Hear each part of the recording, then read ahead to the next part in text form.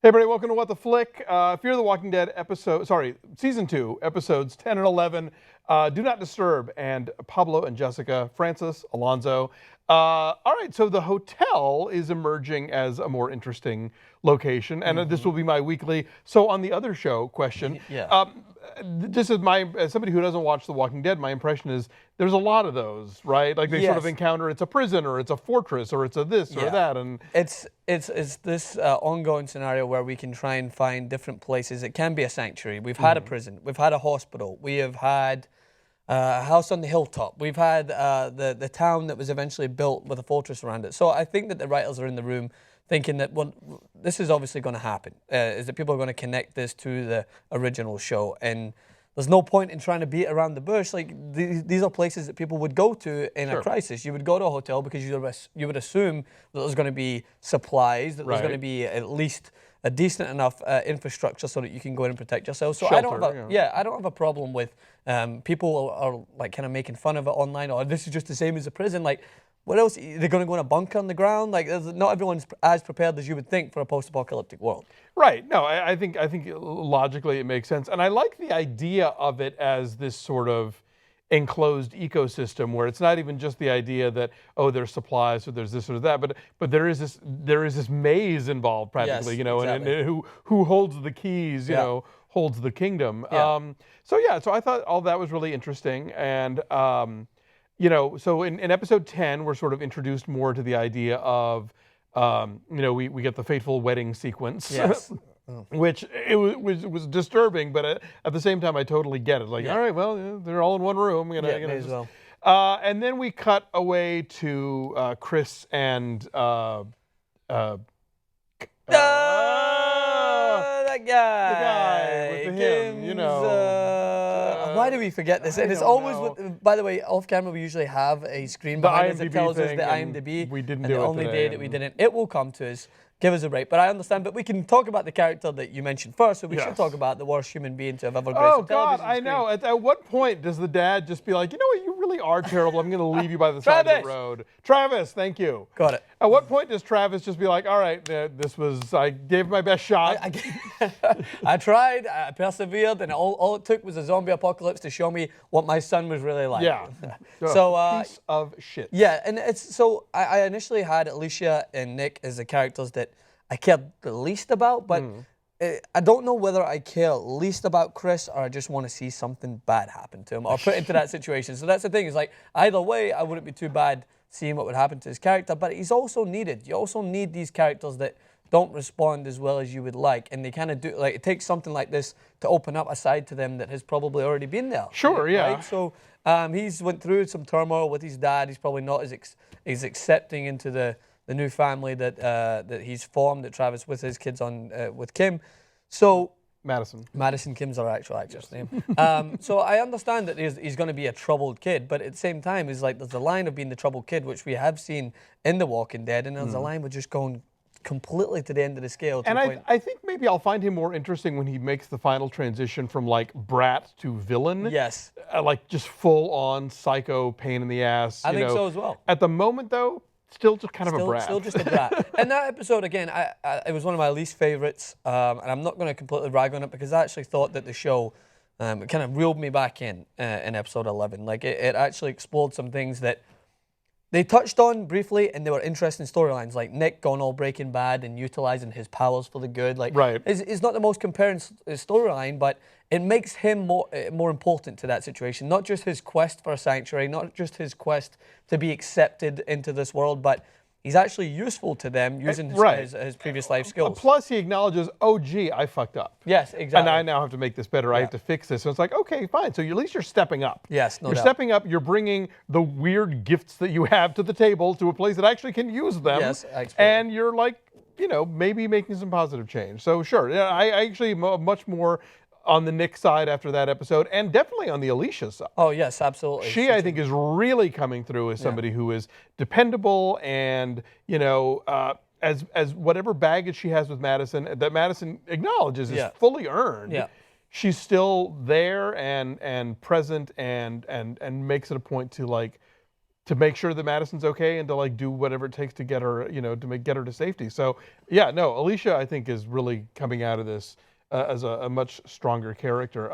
I thought what was interesting about the Chris and Travis episode, thank you, was that you are so expecting like frat bros to just be really bad news, and they're only like half bad news. Like next to Chris, they're like amateurs, So they're not great, but they're not nearly as terrible as Chris is. It turns out, And they do flirt with that on the shows. That I don't know how many times they still manage to do it, and it's really annoying. Is that they'll introduce you to a group and they'll make them overly nice, so that to the point where you're like, all right, what are you hiding? They've got some skeletons there. So I think that they're flirting with the idea that, okay, this group has flaws. Every group kind of has their own flaws. I mean, Travis is walking around with a son who at first glance may seem normal, but he's walking around bedrooms with knives. Like everyone has a skeleton in their closet when it comes to this world. So I think that they're trying to introduce a group that you can clearly see they have flaws, but they could easily go one way or the other. You could go with them and enjoy their kind of alliance that they're forming, or you could expect that they could just tear things apart. No, go ahead. No, sorry. The last point I was going to make was a transition to, as I was telling you off screen, it was really forced romance. I thought it was a downfall of this. It was. I thought they were brother and sister. I think romance is putting too fine a point on it. I boil it down to you're alive, I'm alive, let's bang. I honestly could have it was just cold. It was predicted before we even got to them kind of coming together and sharing some romantic moments with the candlelight, whatever. It was just, you could tell it was supposed to happen, but there's a way to kind of draw it out a little bit. I'm not one here to sit and say, let's persevere a little bit and let's preserve this romance. But I think yes, if it were a romance, they would draw it out and it would be a will they, won't they. I think literally this is I'm upset, you're not dead, let's fuck. And that's it. That's all this is. And that's something as we mentioned before when we did the initial Walking Dead reviews. I think I was like my third week into the TYT and I was on a review clip for The Walking Dead. I was like, why are people not banging more? And I think it was Kim and John were like, what do you mean? I was like, well, you're in a post-apocalyptic world. Everything else is going to shit. As long as this person isn't infected, why not? Part of me, yes, I totally want to acknowledge that point, but I think at the same time, everyone is malnourished.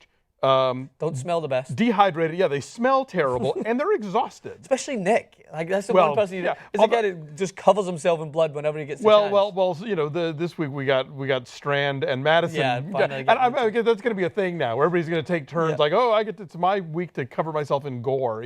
I think you touched on this the last time we did the review, and it's standing out to me the more so now is what is really kind of holding me to and anchoring me to the show is the Madison-Strand relationship. I think that there is a kind of a secret weapon, especially Strand as a character. Like, he was frustrating in the season 1 because towards the end when he was finally introduced, and the beginning episodes he was always hesitant. But again, why would you not be? He's looking to try and get to what he thinks is he had a specific goal in mind all along. Yeah. But now he is very sympathetic. He is.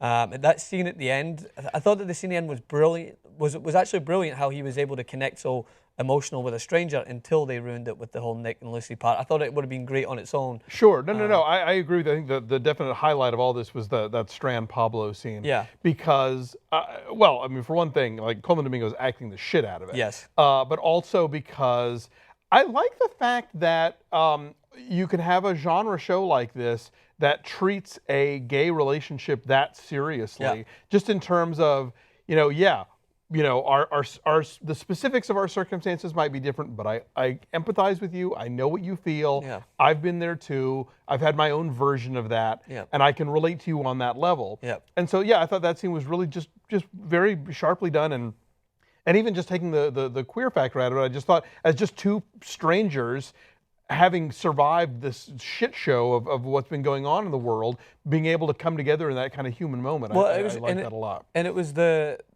specifics of what he was saying as well were really interesting to me. It is like he was acknowledging that you're not going to be the same. Like part of your soul has been ripped away. The person that makes you feel invincible, that makes you go on. Like he's experienced all those things as well with Dougray Scott, who Scottish actor anyway. But he experienced all those things, and it doesn't matter what the specifics of the relationship are. It's still the same kind of emotional connection that connects human beings. And I think what's so great about that speech also is that it's it's not zombie specific. Yes, exactly. You know, that is like one widow talking to another one. Yeah, you exactly. know, and it would work in any context. And it's something that I think it took the original Walking Dead long to kind of get nailed down these specifics. Like I think in seasons 2 and 3 in The Walking Dead, that was when it was at its most gripping, where it could combine these emotional conversations, these deep sort of intellectual thought process between two characters, and then have the suspense of the zombies and everything else. Whereas in this show, I feel like they've nailed down building characteristics. They just need to keep going from this. Like I feel like they have the characters that are so interesting that I'm already rooting for Strand. I don't want him to die off, which is one of the main things that you want to establish in the show. But I feel like they need to have some stronger suspense when it comes to the actual walkers. I don't feel like the walkers are a threat at the moment, and I think that you don't want them to always be the threat, because it comes to the point where you have to have false drama. Like in The Walking Dead, 6 years on, when they've all been shooting the head off of walkers for like from hundreds of yards away, they all of a sudden like take forever to pull their gun out. Right. So it's that false drama. And I don't think that and they could actually do this in season 2, because they're not as experienced as you think. They're now just finding out how to rub. That if you rub blood all over yourself, you can go invincible. So I feel like they need to find ways to make the zombies a little bit scarier and actually fear for the characters, because the way they were just able to walk those zombies out, it took like 6 seasons of The Walking Dead from them to do something like that. Well, I don't know. I mean, again, since I don't watch the other show, I bought it. It seemed like they kind of logically put that whole thing together. And I thought that was kind of cool. And then, all right, well, here's a way to get rid of a giant number of them at the same time without having to stab each individual one in the head or shoot them all or whatever. I want to give a shout out to Brenda Strong, who's an actress I like a lot. She plays the mother of the bride, who's obviously very upset. And she's just one of those people who, there are certain people that have just like those great kind of TV faces. Yeah. Like I think back to like there was a 60s actress named Diana Muldaur, where you might not know the name, but if you Googled her, you'd be like, oh yeah, her. Like she was on a bunch of Star Treks and like just had one of those really great striking faces. And there's something about Brenda Strong where you immediately remember her and you clue into her and you're like, okay, she's gonna matter later. Yeah. And she's conveying so much stuff in this one.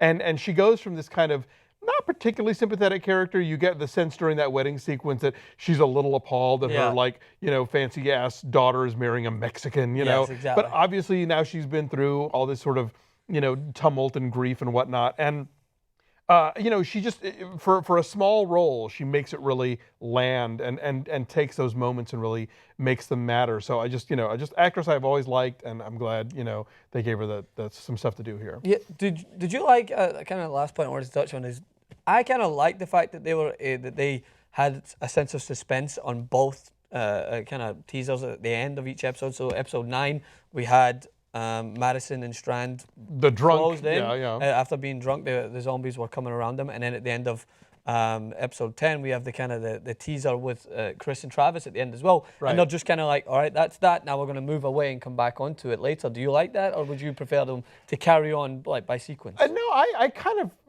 I think they're doing it right, because they've managed to split up the group, which they needed to do after the first season. And I think if you tried to jam all 3 storylines in any one episode, that might be too much. But 2 is good. 2 gives you some place to go, but it's not. You're not like continually meanwhile back at the hotel, and it gives each of those stories enough breathing room within each episode to get from one interesting place to the next interesting place. Yep. So for now, if we're going to have 3 offshoots at the moment, I'd say they're doing it right. At one point, I believe, in The Walking Dead, they had 6 separate storylines going on in an episode, and that's where it started to get a little tedious to try and sit through. So that's why I wanted to bring it up, is because I think that's essential that you stick to it. And of course, in your mind at one point they're all going to come back together, but it doesn't always pan out that way. Right. So I think it is good that they can stick to 1 or 2 storylines at the same time. And given the nature of the world that we're in right now, it doesn't really matter that we know, is this all concurrent? Did this happen before that? Like, it doesn't really matter, Yeah, exactly. I mean, at some point it may. At some point there may be some sort of convergence that where the actions of one character is going to reflect on a whole other storyline. But at the moment, operating in such sort of discrete timelines that it's not. And they're an all issue. pursuing their own kind of quest, even though they are still worried about each other. Yes. It seems like they're all in their own quest to deal with the situation that's going on. Right, and they all have their own take on the situation that's going on. Like obviously between Chris and Travis holds out this thought that like there will eventually be some sort of restoration of the status quo, whereas Chris is like, nope, we're on our own here. Yeah. Where we have to carve out our own new, just civilization or whatever it is, and whoever we have to take it from, and whatever the consequences are, because no one's looking out for us, and there's no they out there that's going to fix this. Yeah, and that's an interesting take that I wonder if they're going to try to do anything different, because if history is something to look by, I'm talking about The Walking Dead, is that those are the characters that you actually need, even though we're not rooting for Chris at the moment because he hasn't shown us any signs. Every group eventually would succumb to that sort of thought process, but I'm anxious to see if they can try to maintain a certain level where, you can kind of flirt with that line, but it sometimes in The Walking Dead, they would just go from that line and just go and butcher the whole sense of humanity that is supposed to hold you to. And you can ride that philosophy in different directions. I think that Madison doesn't think that there's a they that's going to fix things either. But her attitude is like, well, we're all here. Let's make this work. Let's fortify this. Let's make this a place where we can stay. We'll keep everybody else out. And we can at least try and create this bubble for ourselves of a civilization, because no one else out there is going to do it for us. So, and so that's at least a more sort of, uppercase socialist, perspective, whereas Chris is more, mainly looking out for himself. Yeah, absolutely. And I think in a sense, kind of indulging a lot of his worst instincts because there's nothing to rein them in. Yeah, I agree. So yeah, the show's going to some interesting places. I think it was a turning point. I think episode 9 and 10. 9 it was all right, but again, I think we were getting a little bit tired with the next storyline, so they had to do something like they did with his him being very useful in that world. I think that was a way to drive him back in. So yeah, I'm back on board. Oh, good. I'm not sinking. I'm not getting led to the end of the pier and falling face first into the tide. 1 to go, 2 to go? I think it's 2. Maybe is it? No, it's usually. This 12. was 10 and 11, so I think we might have 1. Oh heavens! All right. Well, not sure. All right. Well, things are happening. So we'll be back for however many are left for season 2, and join us then. Thanks for coming over.